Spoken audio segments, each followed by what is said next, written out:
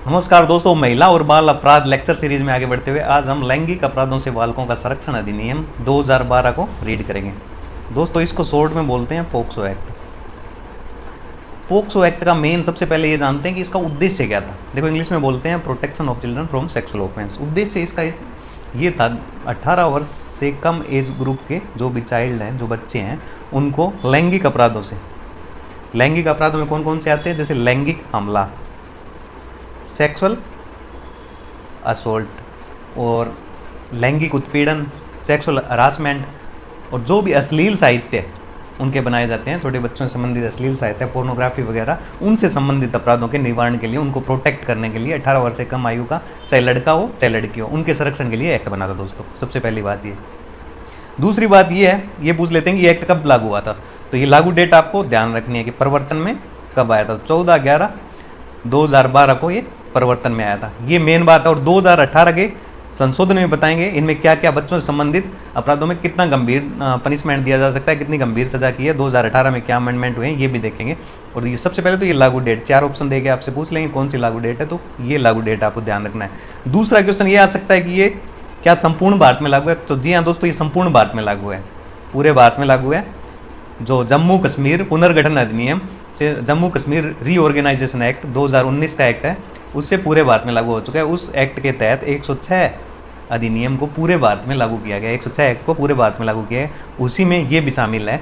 और हमने जो पीछे पढ़ा था डीवी एक्ट, वो भी पूरे भारत में लागू है। डोमेस्टिक वायलेंस एक्ट 2005 का पूरे भारत में लागू, ये ध्यान रखना है। ये दोनों एक्ट महिला और बाल अपराध से रिलेटेड है। और इससे पहले हमने पीछे के वीडियो में आप देखोगे तो 375 से 377 तक यौन अपराधों से रिलेटेड सेक्शन को रीड किया था भारतीय दंड संहिता के, जो कि इन्हीं से मिलते जुलते मान लो। यानी कि यौन अपराध और जो ये तो बच्चों के खिलाफ अपराध है, यौन अपराध में जो महिला के खिलाफ अपराध होते हैं, जो रेप, और रेप की फॉर्म में एक ये बस बच्चों के 18 वर्ष से कम एज ग्रुप के चाइल्ड के साथ अपराध है। और ये एक्ट बनाना मतलब कैसे अस्तित्व में आया, ये पूछ ले कि संविधान के कौन से आर्टिकल के तहत इस एक्ट को बनाया गया है।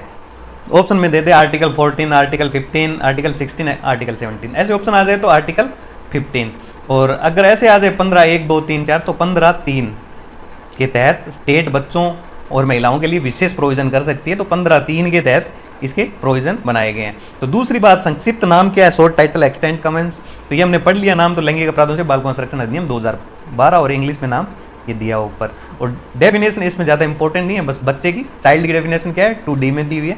वो क्या है कि 18 वर्ष से कम एज का जो भी बच्चा है वो बच्चा माना जाएगा, बालक बच्चा माना जाएगा।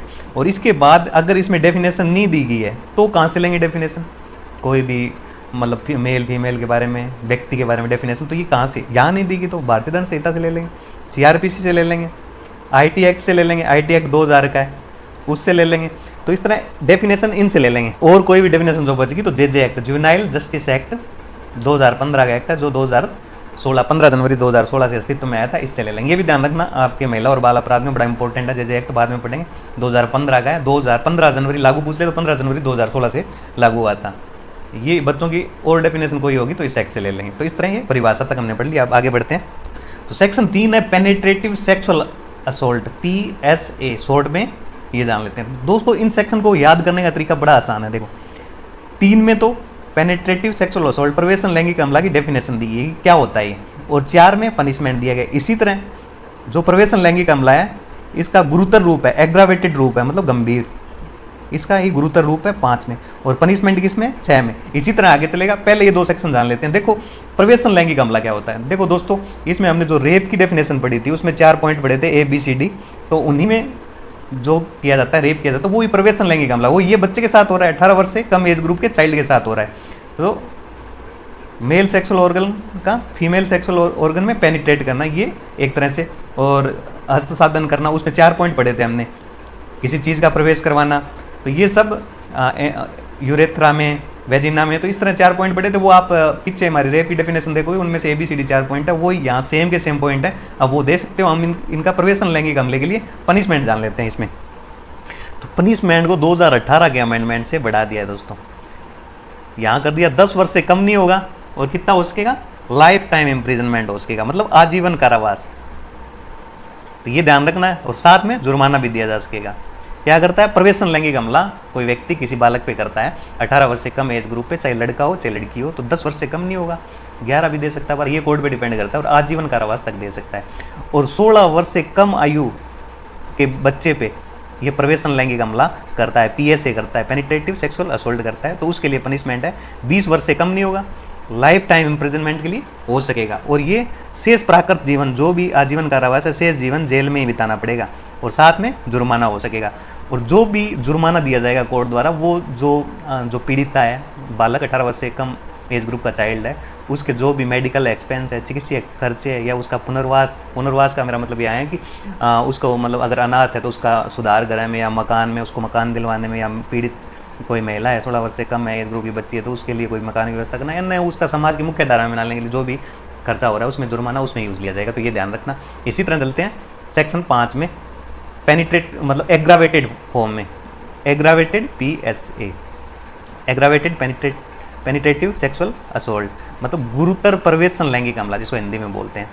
तो इसमें क्या होता है, देखो उपरोक्त 3 में डेफिनेशन पड़ी, जो प्रवेशन लैंगिक हमला सेम वो का हुआ है, इसमें अंतर इतना है, गुरुतर रूप क्यों माना गया है, बड़ा रूप इसको इसलिए दिया गया है, ये कोई लोक सेवक के द्वारा अपनी कस्टडी में ये करते हैं, एक तरह से रेप करते हैं 18 वर्ष से कम एज ग्रुप की बच्ची या बच्चे के साथ, या फिर कोई मतलब हॉस्पिटल मैनेजमेंट है, वो अपनी कस्टडी में 18 वर्ष से कम आयु के बच्चों के साथ रेप करता है, या कोई जैसे मैनेजमेंट है, किसी भी कोई भी प्रभारी प्रबंधक है, या किसी की कस्टडी में कोई रिश्तेदार होते हुए ऐसा करता है। तो इसी तरह इसकी एक लिस्ट दी गई है पूरी, तो उस लिस्ट में जैसे कि हमने 376 में पढ़ा था, वैसे की वैसे यहाँ लिस्ट दी हुई है सेक्शन 5 में। वो बंदे 18 वर्ष से कम एज ग्रुप वाले चाइल्ड के साथ ऐसा करते हैं, प्रवेशन लैंगिक हमला करते हैं, पेनिट्रेटिव सेक्सुअल असोल्ट करते हैं, तो वो सेक्शन 6 में एक मतलब स्टेज आगे की होगी, अपर एग्रावेटेड फॉर्म होगी, तो पनिशमेंट भी ज़्यादा होगा। तो पनिशमेंट कितना होगा, पनिशमेंट जान लेते हैं। तो सबसे पहले इसमें 20 वर्ष से कम नहीं होगा पनिशमेंट 6 में दिया हुआ है, 20 वर्ष से कम नहीं होगा, और आजीवन कारावास तक हो सके, और साथ में जुर्माना भी दिया जा सके। आजीवन कौन सा होगा, शेष प्राकृत जीवन उसको जेल में भी बिताना पड़ेगा, ये ध्यान रखना है इसमें। और इसमें एग्रावेटेड है तो मृत्यु दंड भी दिया जा सकता है, डेथ पेनल्टी भी दी जा सकती है दोस्तों। ये मृत्यु दंड दिया जाना, LI दिया जाना 20, 21, 22, 23, ये सब कोर्ट पे डिपेंड करता है। मामले की ग्रेविटी देखेगी, प्रकृति देखेगी, उसकी गंभीरता देखेगी, तथ्य परिस्थितियां देखेगी, और जैसे कि सुप्रीम कोर्ट की माननीय ऑनरेबल सुप्रीम कोर्ट है, उसकी गाइडलाइन के अनुसार ही उसको मृत्यु दंड दिया जाएगा। अगर वो गंभीर से गंभीर, विरले से विरला मामला है, रेयर से रेयर मामला है, तो उसमें मृत्यु दंड दिया जा सकता है। इसके लिए आपको बच्चन सिंह स्टेट ऑफ पंजाब, मच्छी स्टेट और ये शत्रुघ्न बनाम स्टेट, ये इससे रिलेटेड है, जो कि डेथ पेनल्टी से रिलेटेड है, कौन से मामलों में दी जानी, ये पढ़ने पड़ेंगे इसमें। तो ये हम अलग लेक्चर में अच्छे से डिटेल से समझेंगे। अभी आगे चलते हैं। तो दोस्तों सेक्शन 7 में है लैंगिक हमला। लैंगिक हमला को इक्वल मान सकते हैं section 354 IPC Indian penal code के। देखो उसमें क्या है कि किसी महिला का लज्जा का अनादर करने के ऐसे उसे आपराधिक हमला या बल का प्रयोग है, ये भी आपके लिए बहुत इंपॉर्टेंट है। तो इसी के इक्वल ये है कि किसी जो 18 वर्ष से कम एज ग्रुप का कोई बच्चा है, चाइल्ड है, उसके सेक्सुअल ऑर्गन को टच करना, स्पर्श करना, गंदी नीयत से टच करना, मतलब इंटेंशन बुरी है, उस नीयत से टच करना। तो पनिशमेंट इसमें सेक्शन 8 में लैंगिक हमले के लिए कितना पनिशमेंट होगा, तो पनिशमेंट 3 से लेके 5 वर्ष तक हो सकेगा दोस्तों। 3 वर्ष से कम नहीं होगा, 5 वर्ष तक हो सकेगा, और साथ में जुर्माना भी दिया जा सकता है, ये ध्यान रखना। और इसके बाद इसी का सेक्सुअल असोल्ट का एग्रावेटेड रूप कौन सा है, गुरुतर लैंगिक हमला, एग्रावेटेड सेक्सुअल असोल्ट, ASA, इसको कह सकते हैं सेक्सुअल असोल्ट, ये ध्यान रखना। जैसे 7 का पनिशमेंट 8 में, तो 9 का पनिशमेंट 10 में, मतलब एक में डेफिनेशन है गुरुतर लैंगिक हमला। गुरुतर लैंगिक हमला क्या होगा, ये जो उपरोक्त डेफिनेशन, सेक्सुअल ऑर्गन को, बच्चे के सेक्सुअल ऑर्गन को टच करना गंदी नीयत से, और ये गुरुतर में क्या होगा, कौन टच करेगा, लोक सेवक करेगा उसकी कस्टडी में, या हॉस्पिटल मैनेजमेंट की कस्टडी में वो करेगा।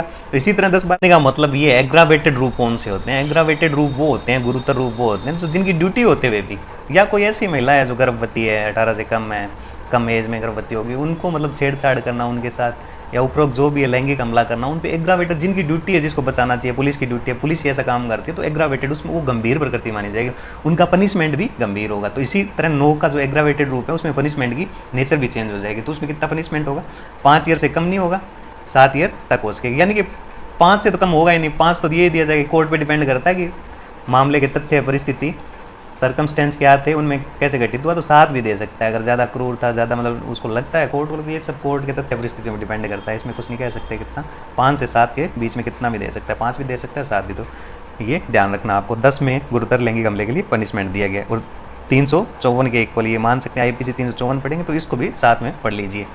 ऐसे ऊपर जो ऊपर था प्रवेशन लैंगिक हमला था 3, 4, 5, 6, एग्रावेटेड 5, 6 में था, तो इनको अपन रेप के सेक्शन के साथ पढ़ सकते हैं 375 और 376, और ये पढ़ सकते हैं 354 आईपीसी के 7, 8 और 9, 10, ये ध्यान रखना।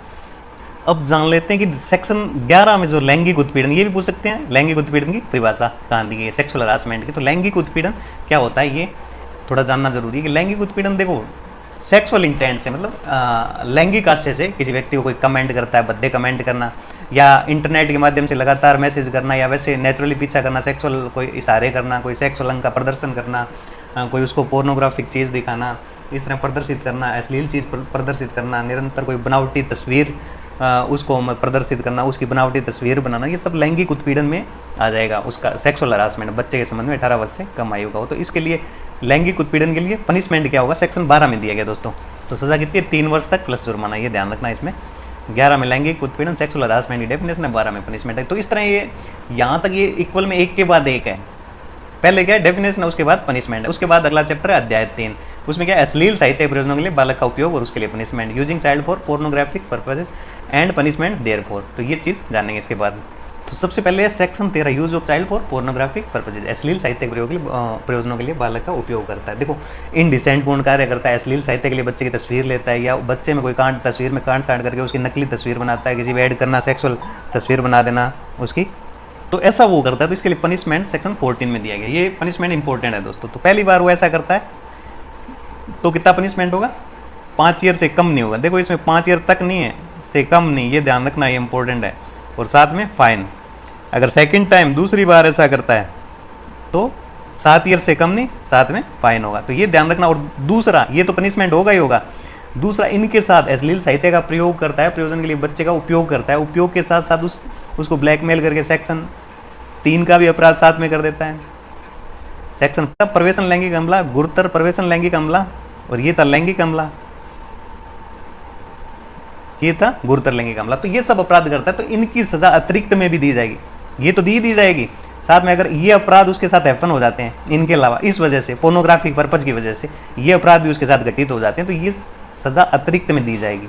5 के साथ इनको भी ऐड कर देंगे, एडिशन में ये सजा भी जुड़ जाएगी। ये ध्यान रखना, इसमें ये समझाया गया, इसमें इतना कोई खास नहीं है। फिर क्या है, punishment for storage of pornographic material involving child, बालक को अंतर्गत करने वाले अश्लील साहित्यों के भंडारण, मतलब जो भी बालक, ऊपर तो इसने ये बना ही रहा था, अश्लील साहित्य बना के उनका उपयोग कर रहा था, और इनका कोई भंडारण भी करता है, बनाए हुए का उसको पता है ये बच्चे के संबंधित है, ये उनको मतलब अपने पास रखता है, सीडी वगैरह किसी फॉर्म में उनको अश्लील साहित्य को अपने पास रखता है, उसको पता होते हुए इंटेंशनली कि किसी वजह से, बिजनेस की वजह से, अन्यथा किसी वजह से रख रहा हो।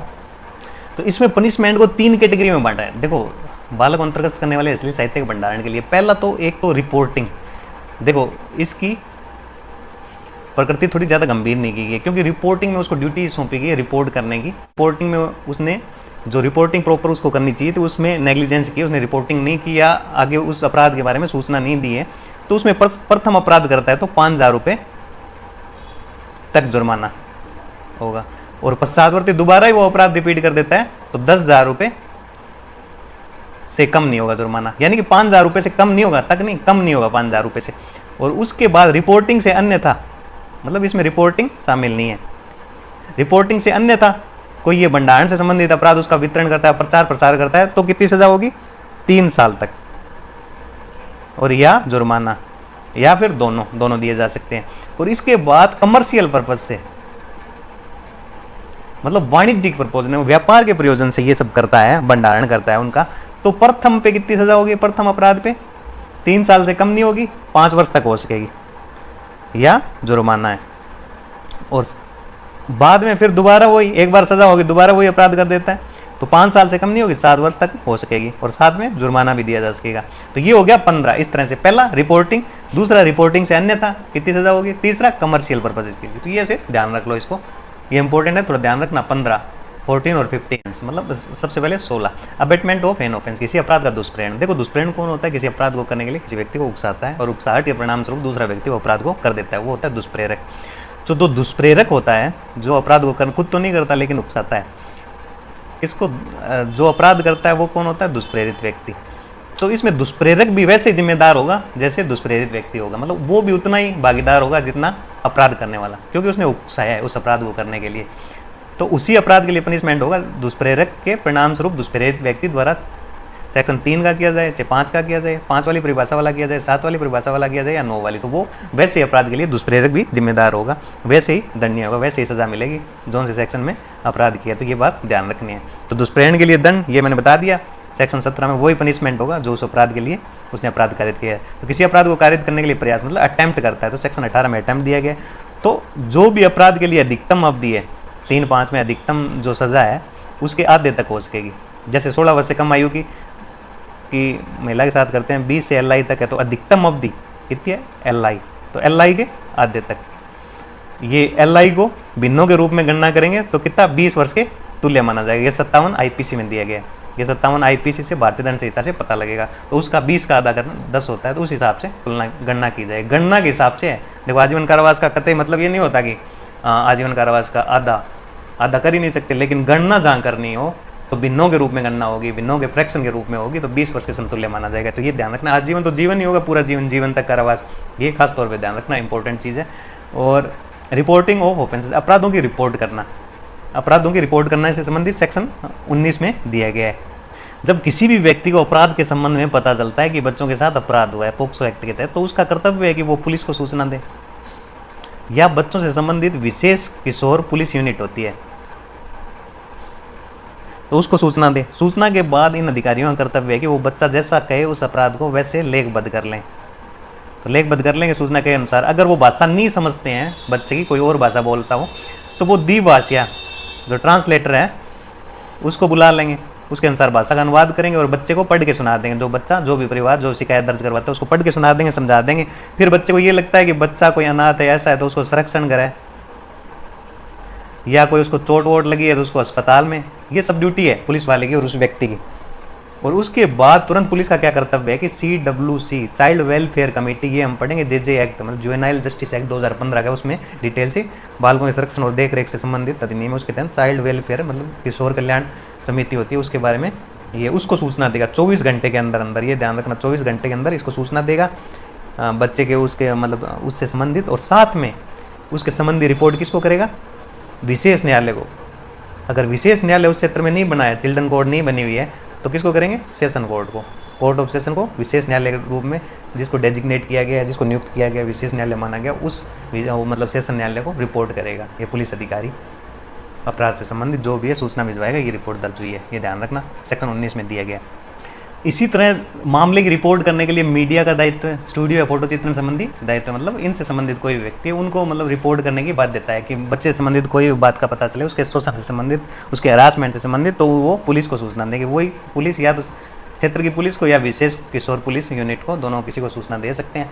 अगर 19 और 20 में हमने पढ़ा, सेक्शन 19 में तो किसी व्यक्ति का, कोई भी व्यक्ति हो जिसको पता चलता है बच्चे के साथ शोषण हो रहा है, उसकी रिपोर्ट करेगा संबंधित पुलिस अधिकारी। और 20 में मीडिया से रिलेटेड स्टूडियो से, तो वो रिपोर्ट नहीं करते हैं, मामले की रिपोर्ट करते हैं, विफल रहते हैं, मतलब punishment of failure to report और रिकॉर्ड केसेस, मतलब फेल हो जाते हैं, वो नहीं करते हैं, जानबूझ के नहीं करते या कैसे भी नहीं करते, तो उनके लिए पनिशमेंट कितना हो सकता है, 6 माह तक का कारावास, मतलब 6 मंथ तक का कारावास या जुर्माना दिया जा सकता है, उनको ये सज़ा मिल सकती है।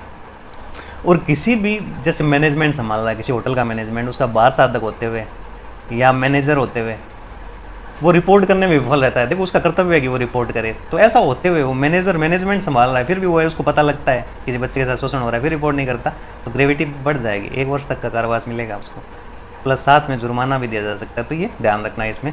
फिर है आगे है सेक्शन 22, मिथ्या परिवाद या मिथ्या सूचना के लिए पनिशमेंट फॉर फॉल्स कंप्लेंट और फॉल्स इन्फॉर्मेशन। अब सेक्शन 22 में है मिथ्या परिवाद, मिथ्या सूचना। देखो मिथ्या परिवाद और सूचना से संबंधित IPC में प्रोविजन है, अगर झूठी FIR लिखवाते हैं उसके लिए पनिशमेंट है 182 में 6 मंथ तक की सज़ा है। अगर झूठे आरोप लगाते हैं यानी कि न्यायालय में परिवाद करते हैं तो उसके लिए कितनी सज़ा है, 2 वर्ष तक की सज़ा है। अगर कोई आजीवन कारावास या 7 वर्ष से अधिक का मामला है तो इसमें 2 कैटेगरी में दिया गया, 7 एक में तो अगर गंभीर प्रकृति का मामला है और अन्य में 2 वर्ष तक की सज़ा है। इसमें तो परिवाद केस कर रहा है, झूठा केस कोर्ट के अंदर, और यहाँ झूठी FIR दर्ज करवा रहा है। इसी तरह यहाँ पोक्सो एक्ट के तहत भी मिथ्या परिवाद करता है, मिथ्या सूचना देता है, उसके लिए पनिशमेंट दिया गया है। इसमें कितना पनिशमेंट है, 6 मंथ का कारावास या जुर्माना, या कोर्ट पे डिपेंड करता है, दोनों भी दे सकते हैं।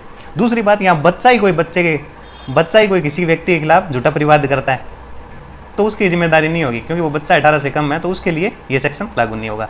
हाँ, कोई व्यक्ति बच्चे पे झूठा आरोप लगाता है, 18 वर्ष से कम आयु के कोई बच्चे ऐसा घिनौना कर रहे थे या लैंगिक शोषण कर रहा था और वो झूठा है परिवार, तो उस व्यक्ति की ग्रेविटी बढ़ जाएगी क्योंकि वो बच्चे पे झूठा आरोप लगा रहा है, झूठा परिवार दर्ज करवा रहा है, तो 1 वर्ष तक का कारावास हो सकता है और साथ में मतलब या जुर्माना या दोनों भी दे सकते हैं, ये कोर्ट पे डिपेंड करता है। तो ये सेक्शन इंपॉर्टेंट सेक्शन है, इसको ध्यान रखना और आईपीसी के साथ रिलेट करके पढ़ लेना इसको। देखो इसके बाद दी गई है सेक्शन 23 में मीडिया के लिए क्या प्रक्रिया है। देखो मीडिया का ये कर्तव्य है कि बच्चे से संबंधित जो भी प्रतिष्ठा है, उनके परिवार की, समाज में जो प्रतिष्ठा है, उसकी गोपनीयता बनाए रखे, उसकी आइडेंटिटी को गुप्त रखे, उसको ना बताए किसी को।